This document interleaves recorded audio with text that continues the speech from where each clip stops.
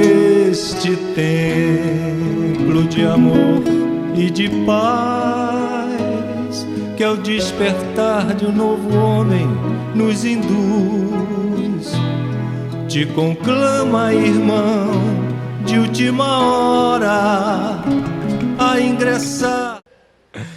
É uma satisfação estar aqui com vocês. O Sorriso denuncia. Essa casa sempre nos recebe de maneira muito acolhedora e ficamos muito satisfeitos de reencontrar alguns, saber que tem gente nova chegando na casa. Por favor, não se assustem, não é a nossa intenção. Volte na próxima semana com outros expositores para conhecer ainda mais e melhor a casa e a doutrina. Fui convidado para falar sobre algum tema correlato ao bom ânimo, porque aqui na Casa Espírita eu tenho um informante secreto. E por ser secreto não vou entregar. Mas conversando comigo, nós lembramos que de fato esse é o século em que um dos grandes desafios para nós é o bom ânimo. É a saúde mental de maneira geral. Temos encontrado um tempo de grande dispersão, com muitas maneiras diferentes de se dizer o que é estar bem, o que é ser feliz. Às vezes a gente se perde entre uma ou outra proposta. Estamos num período de transição e transformação dos valores. Às vezes a gente se perde entre aquilo que nos faz bem e aquilo que não faz mais bem para nós. Tudo isso modifica a forma como a gente encara a nossa jornada evolutiva e, às vezes, nessa caminhada a gente se desgasta, a gente se cansa. E temos, por nós, muitos recursos valiosos para recuperar o bom ânimo, a boa energia e seguirmos adiante.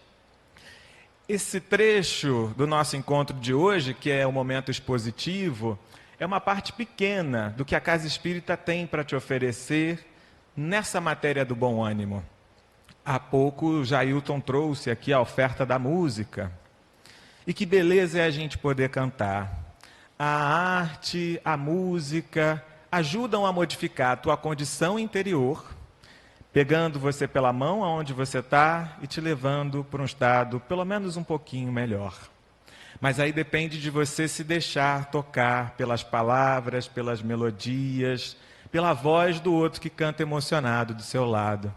Há pouco a companheira perguntava, pode cantar junto?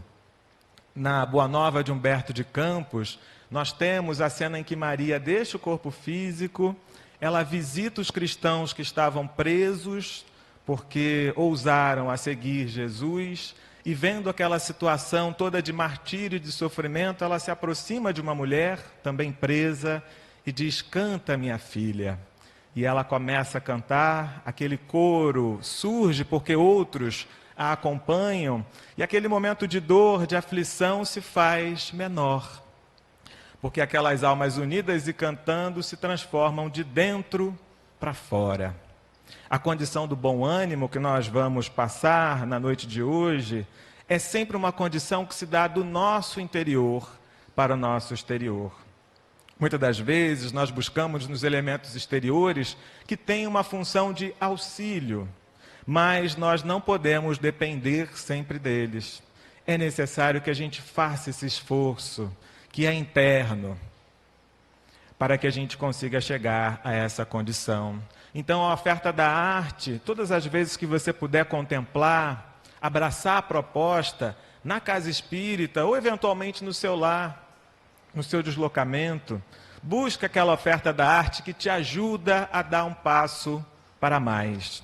Tem aquela música que te deixa um pouco mais revoltado, tem aquela música que te deixa um pouco mais triste, tem aquela música que te deixa agitado demais, e tem aquela outra que você consegue reconhecer o modo como ela mexe com você, mas te deixando mais sereno, mais calmo, mais esperançoso, mais seguro. Então façamos bom uso daquilo que nos traz bom ânimo através da arte. Não é só isso. Se Maria sugere que uma mulher cante, ela canta e os outros cantam juntos, é porque essa comunhão que a gente encontra na casa espírita é um outro elemento importante para o bom ânimo. Você carrega a sua sacola sozinho pela rua, está pesado, né? E tem sacola de plástico que vai cortando o seu dedo, se ela estiver muito pesada. Você ainda tem uma caminhada para fazer, de repente você encontra um vizinho, ele não pode te ajudar a carregar porque ele está carregando as sacolas dele. Mas aí você começa uma conversa. E aí vai tratando de uma coisa, fala de filho, fala de neto, quando você vê, chegou. Porque caminhar junto, mesmo quando cada um carrega o seu peso, mas você encontra alguém para compartilhar da caminhada, para conversar, para falar das dificuldades e das alegrias, a gente tem mais facilidade de completar o caminho. Como aquele corredor, tentando completar a sua maratona, ele já está cansado, de repente aparece aquele que está lá do lado e diz, vamos embora, está chegando, a chegada está ali.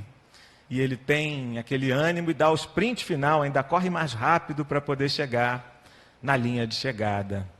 Tudo isso nos faz ver que nós estamos aqui na nossa caminhada, que depende do esforço individual, mas nós contamos com muitas pessoas para que a gente possa chegar melhor, não necessariamente mais depressa, mas chegarmos melhor até os nossos objetivos. Então a Casa Espírita nos coloca aqui lado a lado, e olhando o companheiro que também tem certeza da sequência da vida, ouvindo reflexões que Jesus nos propõe e que o Espiritismo nos esclarece, encontrando esse espírito de grupo, o nosso bom ânimo também é fortalecido.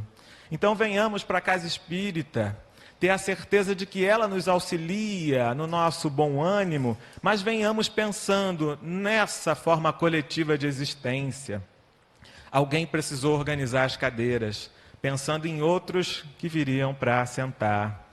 Alguém prepara esse ambiente para poder acolher cada vez melhor aqueles que chegam na Casa Espírita. Não há luxo que seja desnecessário.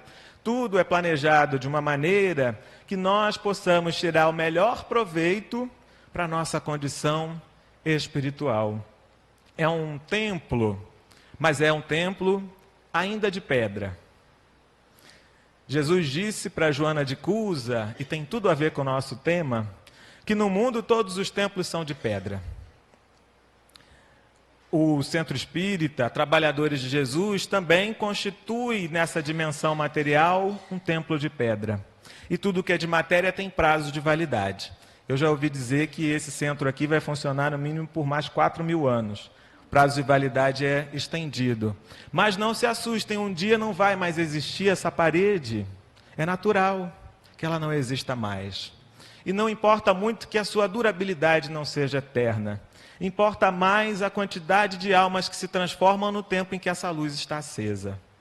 Importa mais que, estando aqui no Centro Espírita Trabalhadores de Jesus, nós tenhamos condição de erguer o templo verdadeiro, aquele que não é de pedra, que é o templo da fé viva no coração dos homens. E foi assim que Jesus definiu o reino dos céus. A obra divina no coração dos homens. E assim a gente tem a ideia de que vale a pena trabalhar por esse reino. E o valor é tão grande que nos diz a narrativa do Evangelho. O reino dos céus é semelhante a um tesouro que oculto num campo foi achado e escondido por um homem que, movido de gozo, vendeu tudo o que possuía e comprou aquele campo. Uma narrativa de significados profundos que a doutrina espírita nos ajuda a melhor compreender. Nós temos aqui o privilégio de não só contar com o Novo Testamento, passagens do Antigo Testamento, mas a literatura espírita nos trouxe depois vários ditados e propostas de reflexão para lançar luz sobre as nossas dúvidas e nos ajudar a fazer um uso ainda melhor dos ensinamentos de Jesus. Aprender, como os apóstolos tiveram também oportunidade de aprender, porque eles carregavam dificuldades como as que nós carregamos, com exceção aqui de Cabo Frio, que ninguém tem dificuldade na vida. Estamos todos muito bem, obrigado. E se falamos de bom ânimo, é para que a vida esteja ainda melhor do que já é. Não é que ela esteja difícil, mas Bartolomeu, apóstolo, não tão conhecido, mas apóstolo valoroso, ele, assim que ouviu Jesus começar a pregar, começou a trabalhar. Ele aceitou a proposta de trabalho, mas ele não era feliz. O modo como ele enxergava a própria existência não trazia boas perspectivas. Ele se achava em longas meditações, rancoroso, amargurado, infeliz, ainda que já trabalhando para a construção do reino dos céus na terra. Encontramos na Boa Nova de Humberto de Campos que Bartolomeu era triste, e vezes inúmeras o Senhor o surpreendia em meditações profundas e dolorosas. Como pode alguém ouvir Jesus falar, aceitar aquilo que ele dizia e mesmo assim permanecer triste? O uso que Bartolomeu fazia daquelas palavras nós encontramos em várias denominações religiosas com o passar dos anos. Ele acreditou na ideia do reino dos céus, mas ele se apegou à ideia de que o reino dos céus não era desse mundo. Ele não conseguia compreender que não era um reino que tivesse o seu valor naquilo que a gente dá valor nesse mundo. Que não era um reino com soldados, com posições de privilégio para o mandatário, com um povo sofrido e uma nobreza sorridente.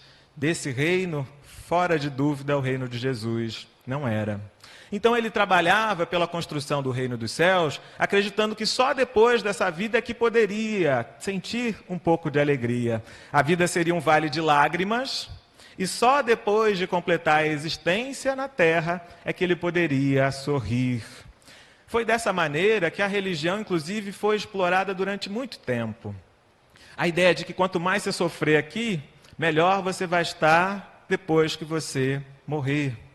E assim, pensadores chegaram a dizer que a religião era o ópio do povo, porque fazia com que o povo se submetesse a qualquer situação de dificuldade, para só depois poder receber as recompensas. Se você for um rico, você não entra no reino dos céus. Se você tiver uma vida bem ruim, logo depois você pode entrar no reino dos céus. Nós hoje conseguimos compreender essa mensagem de forma diferente. Já começamos a compreender que o reino dos céus começa dentro de nós. E Jesus disse que ele estava próximo.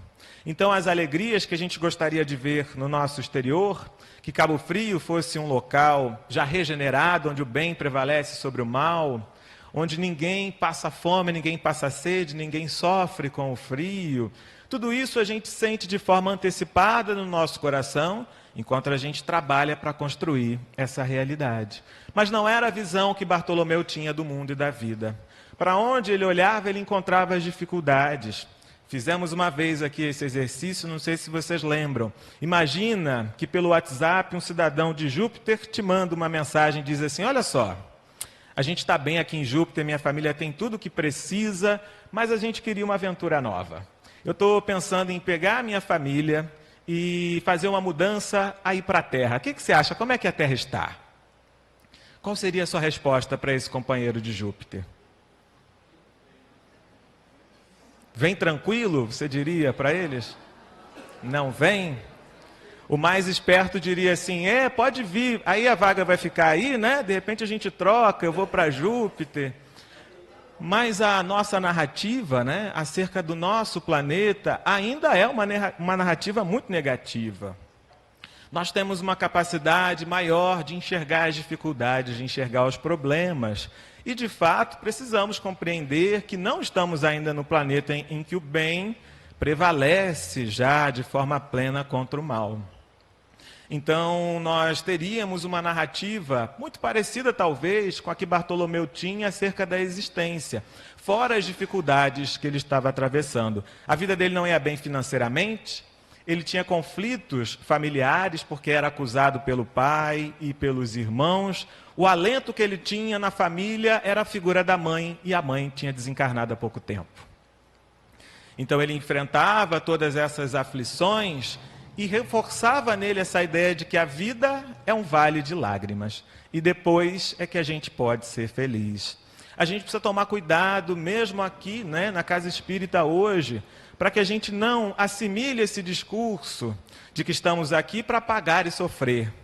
Porque às vezes a gente assimila essa ideia. Bom, eu estou aqui para pagar os pecados do passado, né? Então eu vou sofrer aí meia dúzia de coisas e logo depois eu vou merecer um mundo melhor. O merecimento depende da construção do bem no tempo do agora. Não é vir aqui sofrer e logo depois estar bem. Porque do contrário nós estaríamos como aqueles que acreditam que a gente passa por um tempo no fogo e depois do fogo vai para o paraíso. Era a ideia antiga do purgatório, né? Você passa um tempo ali no fogo brando, depois você vai para o paraíso. O que seria de nós, sem trabalhar as nossas dificuldades, passar um tempo no fogo e ir para o paraíso? A gente chegaria no paraíso tostadinho, mas ainda mentindo, né? Ainda com dificuldade de dar valor às coisas que tem. Então não é simplesmente passar por aqui, sofrer um pouco e depois estar no paraíso. É aprender com a caminhada. É plantar o bem, porque nesse exercício de construção do bem é que a gente se transforma. Há pouco, na leitura da página, nós percebíamos que Deus valoriza a obra. E aí a gente fica com a impressão de que ele está lá com uma prancheta, né? Que a gente gosta de criar uma figura humana. Ele está lá com uma prancheta dizendo, olha, o Paulo carregou 3 cadeiras lá no salão do CETIG, então está aqui. Não importa quantas cadeiras você carrega, mas o quanto você se transforma durante a atividade do bem.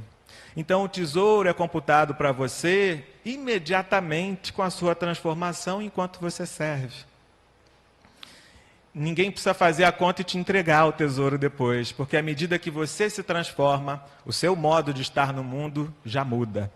E essa transformação vai contigo para onde quer que você vá. Bartolomeu ainda não tinha esses elementos, então ele dizia, aqui na terra o selo do mal parece obscurecer as coisas mais puras. Por toda parte é a vitória do crime, o jogo das ambições, a colheita dos desenganos. É muito fácil a gente olhar para a terra e enxergar tudo isso. As coisas mais puras, vamos buscar aqui uma semelhança, né? Uma analogia possível. Nós destacamos na inocência da criança um estado de pureza, que não é a pureza dos espíritos adiantados, evoluídos necessariamente, mas a ingenuidade, o momento de aceitação mais fácil de novas propostas. E quantos nós vemos tentando obscurecer a infância, né? Prejudicar a infância. Poderíamos adotar essa narrativa aqui de Bartolomeu. A vitória do crime, é claro, muitas das vezes o mal consegue ter curtas vitórias porque adota qualquer estratégia, qualquer caminho. Aquele que trapaceia pode ter a chance de chegar mais rapidamente, mas o tesouro dele não leva à transformação. Então a duração é efêmera. Se for em dinheiro, é até o dinheiro acabar. Se for por aplauso, é até que a Assembleia pare de bater palma. E aquele que realmente se esforçou durante aquela corrida e não trapaceou, carrega com ele tudo aquilo que ele conseguiu carrear durante o seu esforço. O tesouro da determinação, que vai ser dele. O tesouro da disciplina, que dali para frente também passa a ser dele, e ele vai usufruir disso em outras questões da vida. Então temos nessas analogias muito simples, né? O modo que, do ponto de vista do mundo, a vitória momentânea é o que vale mais. Se a gente atentar para ela, quem ocupa a posição no topo da montanha do mundo, a gente vai esquecer que o verdadeiro tesouro não está ali no receber o aplauso das massas. O verdadeiro tesouro é aquele que cada um de nós consegue carregar de acordo com o que nós plantamos nessa caminhada. Então Jesus vai dizer para Bartolomeu que sim, embora nós tenhamos as dificuldades do mundo, a nossa doutrina é a do Evangelho ou da Boa Nova. Já viste, Bartolomeu, uma boa notícia não produzir alegria? E com isso ele enfatiza que depois da sua passagem aqui pela terra, todos nós temos no Evangelho uma forma de dar significado à vida que nos permite encarar com mais facilidade as dificuldades do caminho. Porque as dificuldades aqui estão e a gente não precisa negar. A gente brinca, né, que Cabo Frio não tem dificuldades, mas naturalmente tem as suas. Muito menores do que em todas as outras cidades do Brasil, mas tem as suas dificuldades. Aqui existe ainda a fome? É claro. Existe a dificuldade de convivência, existem conflitos familiares. Quantas coisas nós ainda temos por melhorar na nossa convivência, na nossa vida em sociedade. Jesus não negou para nós essa dificuldade. Ele nos disse que teríamos aflições no mundo. Ele nos disse, quando disse a Bartolomeu, que a vida terrestre é uma estrada pedregosa que conduz aos braços amorosos de Deus. A vida, então, é uma estrada, e nessa estrada a gente tem dificuldades. Nem precisava dizer isso, a gente sabe, né? Isso a gente consegue enxergar com certa facilidade. Mas, quando ele diz que essa estrada conduz aos braços amorosos do Pai, nós precisamos sentir um reforço no nosso bom ânimo, porque significa que marchar com coragem vale a pena. Quando o corredor está lá cansado e alguém diz, vamos embora que a chegada está perto, por que ele se toma de entusiasmo novo? Porque no lugar da dor que ele estava sentindo no tornozelo, ele leva o foco de consciência para o momento em que ele está cruzando a linha de chegada. Você pega um ônibus lotado, o ônibus lotado também não tem Cabo Frio, mas faça um esforço de imaginação, talvez você já tenha ouvido falar nisso. Você está num ônibus lotado, se você começar a prestar atenção em todo o desconforto daquele momento, vai ficando insuportável. Você tira um pé do chão, não consegue botar de volta porque alguém já ocupou aquele espaço. Aí tem uma pessoa que sem querer te cutuca, né? Porque também está ali tendo que dividir o espaço e dois corpos não ocupam o mesmo lugar, né? Pelo menos os materiais não. E aí tem uma pessoa que começa a ouvir uma música alta num celular, que ainda tem isso também no mundo, e você não gosta daquela música. Todo aquele cenário de desconforto se potencializa se você começar a pensar em cada uma das dificuldades que se representa. O motorista parece que não quer chegar, está murrinhando. O sinal nem ficou no amarelo e ele já parou. Um outro carro que deu uma fechada. As pessoas que só aparece uma nuvem, já fecha a janela, fica abafado aqui dentro. E aí uma pessoa reclama, e a outra começa a reclamar também, começa uma discussão, o motorista freia, alguém xinga o motorista, e aquele circo está armado. Agora, se no lugar de se projetar nas dificuldades do presente, você começa a pensar que no momento aquela viagem acaba, porque não foi o primeiro ônibus lotado que você pegou na vida. Aí você começa a pensar que em algum momento você vai descer do ônibus. E que você pode ter o privilégio de chegar em casa e tomar um banho. Nem todo mundo tem casa com chuveiro e água encanada. Parece difícil da gente imaginar, mas é a realidade ainda do nosso mundo. Então você pensa, daqui a pouco eu chego em casa e tomo um banho. Tem uma refeição que está me esperando. Daqui a pouco eu vou poder descansar. Amanhã, de repente, consigo sair num horário que tenha lugar para os dois pés no ônibus, né? Pode não ter mais espaço do que isso, mas vai ter espaço para os dois pés. Você tira o seu foco de consciência dali e projeta no momento melhor do futuro. Você não desceu do ônibus, você precisa encarar aquele trajeto. Você não mandou ninguém descer do ônibus para te dar espaço, as dificuldades continuaram lá.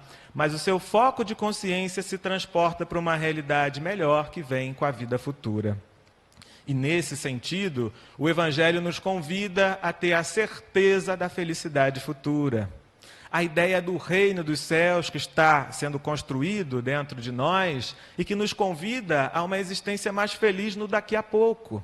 E aí, quando você tem essa certeza de que nós não estamos aqui para sermos infelizes e depois o nosso foco de consciência apagar e sermos aniquilados, estamos aqui num processo de aprendizagem para sermos mais felizes daqui a pouco, aí você é o corredor que continua com a dor no tornozelo, mas você tem bom ânimo para poder recuperar o fôlego e seguir um pouco mais, porque o momento melhor pode estar logo ali na frente.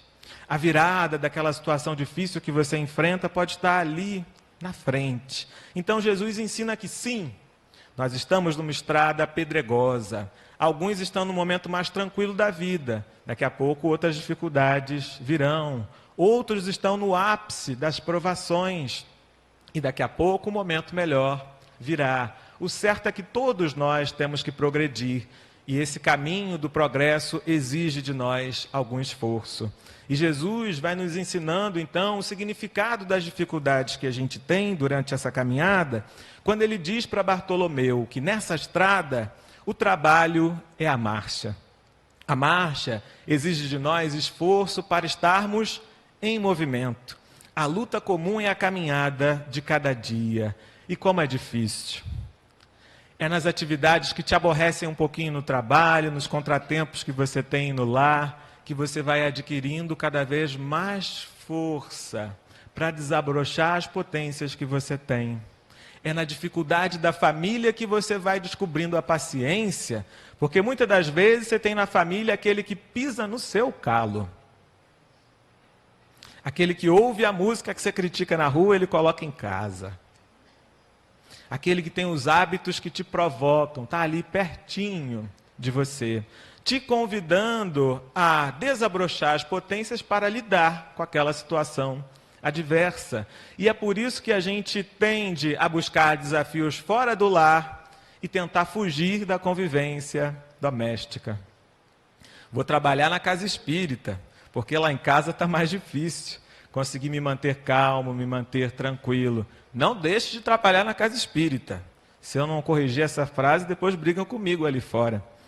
Trabalhe na casa espírita, mas não como fuga das dificuldades do dia a dia que nós temos no nosso lar. Trabalhemos também no nosso lar e pela melhoria da convivência na nossa casa. E ele continua: os instantes deliciosos da manhã e as horas noturnas de serenidade são os pontos de repouso. Mas ouve-me bem, na atividade ou no descanso físico, a oportunidade de uma hora, de uma leve ação, de uma palavra humilde, é o convite de nosso Pai para que semeemos as suas bênçãos sacrossantas. Que beleza de ensinamento, porque traz para nós a ideia de que existe o momento do trabalho, existem as lutas do cotidiano, aquelas que você enfrenta hoje para dormir e saber que amanhã começa de novo. E amanhã literalmente, porque é segunda-feira, sem querer lembrar ninguém que você vai ter que estudar ou trabalhar. Mas é nessa luta que a gente precisa pensar e levar em consideração. É nessa luta que você tem que encontrar o seu bem-estar. Porque é excelente que a gente tenha esse momento de restauração e de repouso aqui na casa espírita. E Jesus diz que a gente tem o momento da manhã, a gente tem o descanso noturno e a gente tem também o momento de trabalho, de serviço, de sacrifício e de aprimoramento. Então a gente já tem aqui duas coisas interessantes para que a gente possa trabalhar. Uma é a nossa visão da existência na Terra. Se você acredita que somente pode ser feliz estando no topo daquilo que o mundo valoriza, da juventude, da beleza, do poder e dos bens materiais, a sua capacidade de ser feliz está muito comprometida. Primeiro porque a gente tem inúmeros exemplos daqueles que conquistam tudo o que é valoroso no discurso da Terra e não estão felizes.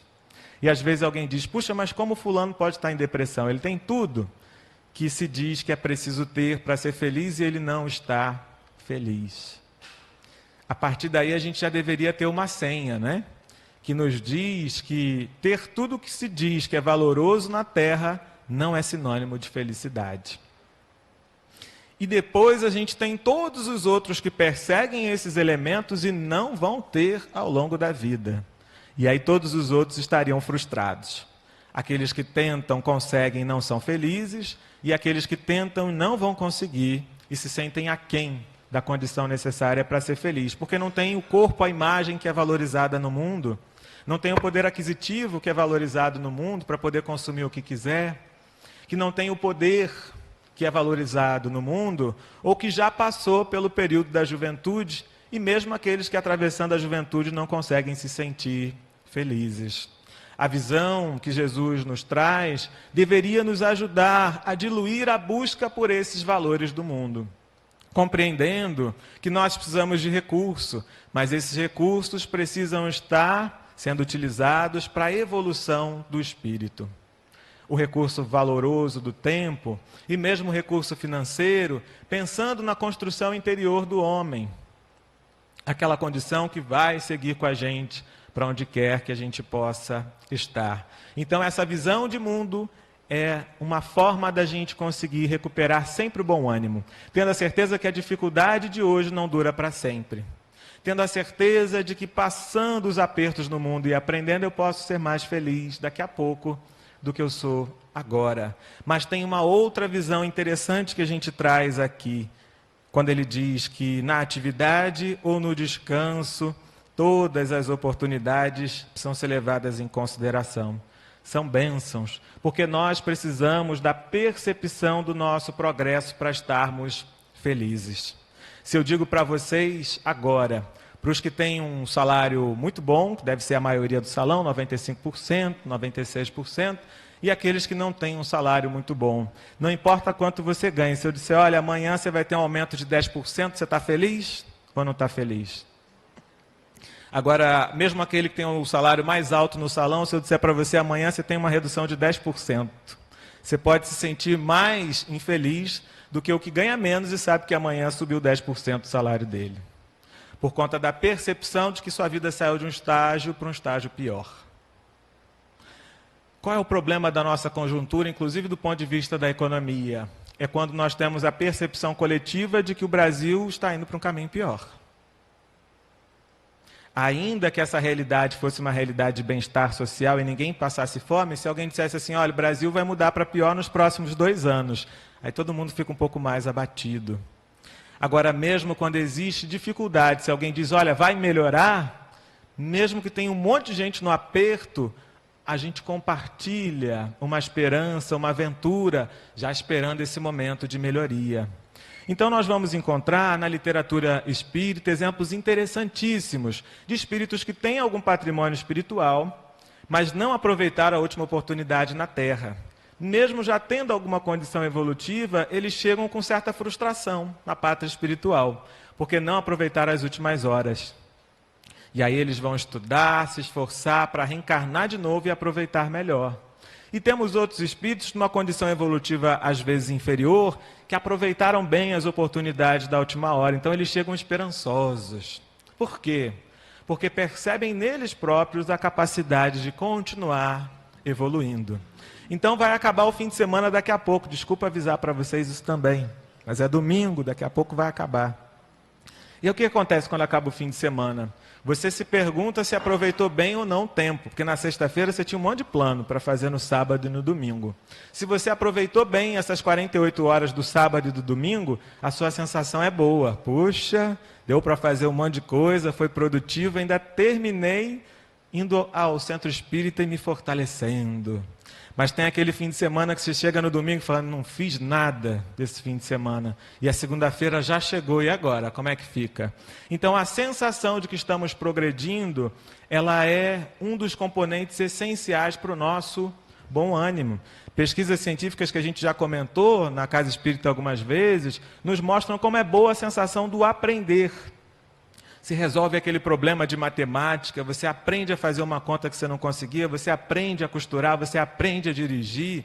Quanta satisfação isso te dá? Um aprendizado novo, porque nós estamos programados para buscar o progresso sempre. E de que maneira você consegue encontrar o progresso, essa sensação do despertar, do desabrochar? Aristóteles, 300 anos de Jesus, dizia que a sua potência desabrocha quando a semente que você é cai num terreno que tem as condições para despertar. Então ele também é o criador da botânica, né? Vai dizer, olha, a semente da manga cai lá num lugar, encontra o solo fértil, a água e o sol, ela desabrocha e se transforma numa mangueira. Que maravilhosa e plena é a vida da mangueira que, como semente, encontrou o lugar para desabrochar. O problema é que no discurso de Aristóteles, nem todas as sementes conseguiam cair num local para desabrochar. E assim ele dizia, tem homens que se tornam virtuosos e outros que nasceram para ser escravos. Não fiquem assustados. A filosofia aristotélica podia justificar, inclusive, a escravidão. Por quê? Porque não havia ali uma ideia de que todos nós somos semelhantes, iguais, trazemos potências e todos nós, mais dia ou menos dias, iremos desabrochar essas potências. Isso veio 300 anos depois, com Jesus Cristo. Conservamos, então, a ideia de Aristóteles que feliz é o homem que desabrocha as suas potências. Mas, acreditando que temos um Pai divino, justo e bom, passamos a saber que todos nós podemos desabrochar as nossas potências. Não importa o solo onde você esteja agora, você é convidado a aprender e a servir. O melhor lugar para aprender e servir é aquele onde você está hoje. olha ao seu redor e percebe aquilo que pode ser modificado para melhor. Olha para dentro de você mesmo e perceba aquilo que é possível trabalhar para que você se relacione melhor com outras pessoas, para que você se leve e leve a sua vida um pouco mais a sério, para que você busque experiências que ajudam a despertar o bem que você é capaz de fazer. E assim, nós temos mais chance de trilhar com segurança em direção à felicidade. O problema de Jesus é que, em geral, os homens abusam das oportunidades preciosas para anteporem a sua vontade imperfeita aos desígnios superiores, perturbando a própria marcha. O que ele quer dizer com isso é que a gente corre atrás de quimeras. A gente corre atrás daquilo que dizem que é ser feliz no mundo transitório, e a gente despreza as oportunidades de convivência e de aprendizado que vêm na luta do dia a dia. Então, se o emprego não me faz feliz hoje, eu vou procurar outro. Se no relacionamento eu não consigo me dar bem hoje, eu vou procurar outro. E assim a gente vai pulando, né, de galho em galho, e encontrando a mesma dificuldade adiante. Tem gente que muda 4 vezes de emprego e encontra um patrão autoritário em todos eles.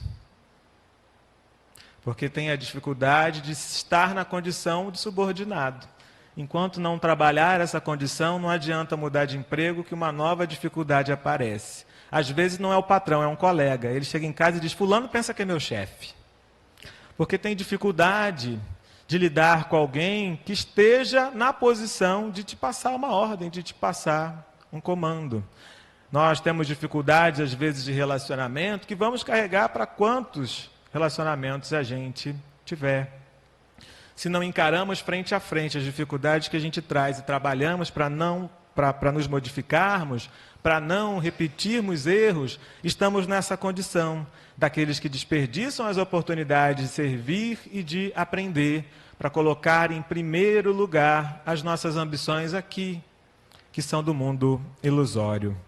Mas aí, depois de ouvir tudo isso, Bartolomeu ficou com uma dificuldade, uma preocupação, que às vezes a gente tem também na casa espírita.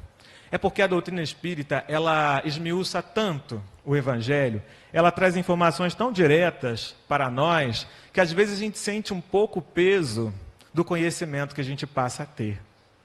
Porque se eu já ouvi falar de perdão de uma maneira bonita, mas que ainda não era muito clara, quando eu chego aqui e aprendo sobre a lei de causa e efeito, eu descubro que o outro não é responsável pelo meu infortúnio. Eu descubro que carregar a mágoa me martiriza antes de tudo. Que não perdoar me coloca numa clausura, numa prisão. E por isso que perdoar me liberta. E aí essa ideia é boa, ela faz todo sentido para mim, mas eu ainda estou um pouco magoado. E aí eu começo a ficar assim, puxa vida, mas o Espiritismo traz uma informação inequívoca e eu ainda estou nessa condição. E foi mais ou menos assim que Bartolomeu se sentiu. Porque ele ouviu os ensinamentos diretamente de Jesus, mas essa transformação ainda estava por fazer. E aí ele vai perguntar: mas mestre, estou ouvindo isso tudo, estou entendendo, né? Mas o Evangelho exige de nós a fortaleza permanente?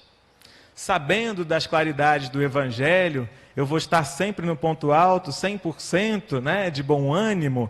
E Jesus vai esclarecer: a verdade não exige, ela transforma. Quando nós chegamos aqui na casa espírita e vamos aprendendo melhor a enxergar a nossa caminhada na Terra, o Espiritismo, a casa espírita, não pode exigir de nós. Mas à medida que a gente lança a luz no caminho, nós vamos nos transformando. À medida que a gente ouve e deixa essas ideias penetrarem no nosso íntimo e repercutir nas nossas decisões do dia a dia, a nossa transformação começa a aparecer. E por isso é que Jesus vai acentuar: a coragem e a esperança devem ser traços constantes de suas atividades em cada dia. Por que nos firmarmos no pesadelo de uma hora, se conhecemos a realidade gloriosa da eternidade com o nosso Pai? Então passamos a ter mais coragem e esperança à medida que essas verdades fazem parte do nosso cotidiano. Já não é mais admitir a possibilidade da vida eterna, é ter a certeza, porque nós aprendemos, né? O que crê somente admite, mas aquele que tem certeza, ele vibra e sente aquela realidade interior. O que Bartolomeu tinha antes era uma esperança de uma vida melhor no futuro. Isso já é um alento, mas ainda não é pleno. Por que não é pleno? Porque esperança você tem diante da experiência de ausência. Eu tenho a esperança de chegar na hora no centro espírita para fazer a palestra. Significa que eu tenho dúvida se vai dar tempo de chegar ou não. Estou numa esperança aqui que o trânsito vai estar bom e eu chego. Eu estou na esperança de sair da casa espírita e a janta estar pronta lá em casa. É uma esperança. Você ainda não tem a convicção. Mas aquele que já deixou a janta pronta, ele não tem uma esperança. Ele sabe que está pronta. Ele está muito mais tranquilo do que aquele que está sonhando assim, poxa, bem que o fulano podia ter dado uma força hoje e já ter adiantado a janta. Vê como são duas condições bastante diferentes? Um tem esperança de que, quem sabe, um dia as coisas vão funcionar. O outro já está sentindo o gostinho, porque já está pronto, ele sabe que é só chegar e esquentar. Então Bartolomeu tinha a esperança, mas ainda faltava alguma coisa para ele. Ele ainda seria transportado para essa condição de ter a fé, de sentir um pouquinho antecipadamente a posse daquilo que ele esperava. E a partir dali era possível marchar com mais coragem, sem se deter nas dificuldades do caminho. E aí ele vai rever todas as dificuldades da vida dele de outra maneira. Disse para vocês no início, né, que ele passava por dificuldades financeiras. Ele era pescador. E aí, na hora de vender o pescado, os negociantes queriam dar o menor valor possível. Ele passava por aperto financeiro e, mesmo que ele chegasse com muito peixe, queriam diminuir o preço. E aí ele ficava naquele aperto em casa. Não acontece no nosso mundo isso, né? Todo mundo que é fornecedor chega lá e a pessoa que é compradora dá o valor justo. Só acontecia isso com Bartolomeu. Ninguém passa por dificuldade financeira na terra. E aí Jesus vai dizer para ele que o melhor negócio do mundo não é esse que a gente faz na terra. O melhor negócio é o empenho que a gente pode fazer para a nossa transformação interior. E veja por quê, né? Todo trabalho na terra é bem remunerado? Quem trabalha muito automaticamente recebe bem? É assim aqui na terra? Então apostar nesse negócio não é legal, né? Você trabalha, precisa trabalhar, a gente não está dizendo para você não trabalhar, mas estamos dizendo que se você apoiar a sua felicidade, a sua esperança de realização na recompensa financeira da terra, tu está numa canoa furada. E é isso que Jesus está explicando ali, naquele momento, para Bartolomeu. Então, não busque a sua felicidade na realização dos negócios na terra, porque a sua chance de frustração é muito grande. Mas ele tinha um outro problema, né? Tinha os conflitos, a perseguição que ele tinha na família dele. Ele era acusado de forma injusta pelo pai e pelos irmãos de ser um vagabundo, porque mesmo trabalhando muitas horas, ele dedicava algumas horas para seguir a Jesus. E a partir dali aquilo criava um incômodo. E criava um incômodo também porque os outros preferiam se guardar nos ensinamentos anteriores. Então ele era perseguido pelas escolhas que ele fez na vida. Mas Jesus vai lembrar para ele que a verdadeira família que nós construímos é essa família universal. Essa que se dá pelos laços de afinidade, pelos laços de afeição. Muitas das vezes não é seu irmão consanguíneo aquele que tem com você os laços mais estreitos de amizade e de amor. A gente valoriza todos aqueles que a vida nos oferece, mas aprendendo a compreender que o fato da gente nascer na mesma casa não significa que nós tenhamos a mesma forma de ver e de viver no mundo. Então a gente respeita e investe nessas relações, mas sem a expectativa de que todas as nossas relações interpessoais estejam marcadas pela simpatia profunda e pelo amor mútuo, porque nem sempre é assim. Então espera, sim, mas espera na paternidade de Deus e na irmandade que a gente tem com Jesus, e a partir dali ele fica mais fortalecido. Mas ele ainda sofria a perda do ente querido, da mãe, aquela pessoa com quem ele tinha uma relação de afeto e de amor. Tivemos ontem o dia de finado, né? E no dia em que a gente lembra daqueles que nos antecederam na volta à pátria espiritual, reforçamos também sempre na casa espírita a permanência do laço, a certeza do reencontro e, ao mesmo tempo, a necessidade de ampararmos os que ficam com a gente mais um tempo caminhando na terra. Então Jesus vai lembrá-lo de que existe uma separação momentânea, mas na certeza da preservação do amor que já foi construído e com a necessidade de continuar convivendo com aqueles que ainda estão do nosso lado, olhando por eles e muitas das vezes eles também olhando por nós. Depois de todas essas lições que Bartolomeu recebeu, a noite pareceu para ele formosa como nunca.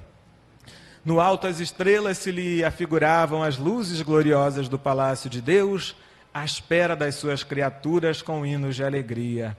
As águas do Genezaré, aos seus olhos, estavam mais plácidas e felizes. Os ventos brandos lhe sussurravam ao entendimento. Cariciosas inspirações, como um correio delicado que chegasse do céu. E eu sublinhei tudo aquilo que mostra que é na perspectiva dele que as coisas mudam, porque a noite já era formosa antes. E a partir dali, pareceu-lhe formosa. As águas do lago de Genezaré se modificaram aos seus olhos. Então o autor espiritual faz questão de mostrar que quando a gente aceita a proposta de despertar dentro de nós o reino dos céus, não é que o mundo vá mudar magicamente. Nós passamos a ser mais capazes de enxergar a beleza de cada oportunidade, de descanso, de novas inspirações.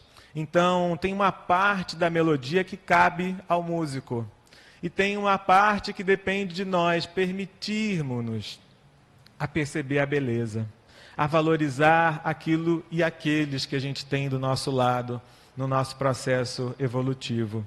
E com essa aceitação, nós nos tornamos cada vez mais capazes de enxergar a beleza. Você sabe que a nossa audição é muito curta. A gente pega uma parte aqui das frequências das ondas sonoras muito pequenas. Cai uma moedinha lá atrás, no portão, a gente não ouve. Um cachorrinho às vezes ouve, a gente não. Nas faculdades espirituais, as potências do espírito, quanto mais você se esforça, quanto mais você valoriza as virtudes que a gente carrega e as bênçãos que a gente tem, mais a sua faixa se expande. Então a beleza é mais encantadora aos seus olhos. As melodias atingem com maior intensidade o seu espírito. E é por isso que vale a pena a gente investir cada vez mais na construção de uma versão melhor de nós mesmos. E é por isso que Jesus nos disse lá no início: o reino dos céus é semelhante a um tesouro que, oculto num campo, foi achado escondido por um homem que, movido de gozo, vendeu tudo o que possuía e comprou aquele campo. Essa narrativa vem logo depois do ensinamento que Jesus deu a Bartolomeu.